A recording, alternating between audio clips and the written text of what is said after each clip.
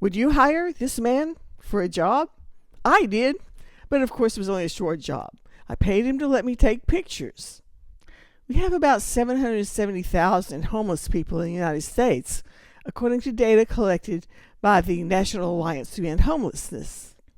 Of course, the people who are begging on the streets are not always the same as the ones who live on the streets, but there is a lot of overlap. Over the years, a lot of people have told me they should just get a job. No sympathy here. Okay, let's think about what does it take to get a job. First, you need to find a way to get to work. This man doesn't have a lot of transportation, so how many jobs do you think he can get to? Then for most jobs, you need a place to get cleaned up and look presentable for work. There are a few day labor jobs in the construction industry where the contractor may not care if you're dirty and you're just working for one day at a time. But if your job lasts for more than one day, most employers will want to know, how can we contact you to see if you're going to be coming into work when we schedule you? Do you have an address? Phone number? Well, it's hard to do that when you're homeless. Now, some of my acquaintances throw a lot of abuse at me when they find out I talk to homeless people. In fact, I feel like I need a crash helmet to have a conversation with these people. They insist that I'm putting myself at risk by talking to homeless people because they could be violent. Let's look at this realistically. A person at any income level could be violent, but homeless people are our most vulnerable. And the people begging on the streets are trying to make a good impression on the people that they're asking for money. Now, you saw some cars in the background of some of my photos.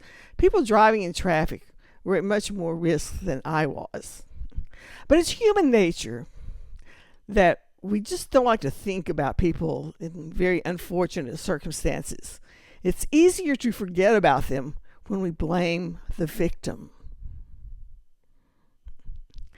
Now let's just think about what would happen if we could get all 770,000 of these homeless people into full-time jobs, even at minimum wage. That would add $11 billion per year to our economy. There's a saying, a billion here, a billion there, and pretty soon we're talking about real money. So even if we got 10% of the homeless people into full-time jobs, even at minimum wage, that would be a significant boost to our productivity. I realize that some homeless people may be just too far gone for us to get them back into productivity. Well, that's also true of patients in the hospital. Not all of them are going to recover, but some of them will. So we try to give treatment to everybody. Homelessness is not something we can cure overnight. It will take a lot of time and a lot of money.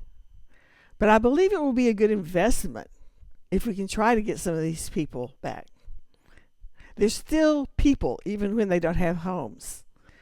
And they can still add a lot to our productivity if we give them a chance. Thank you for watching.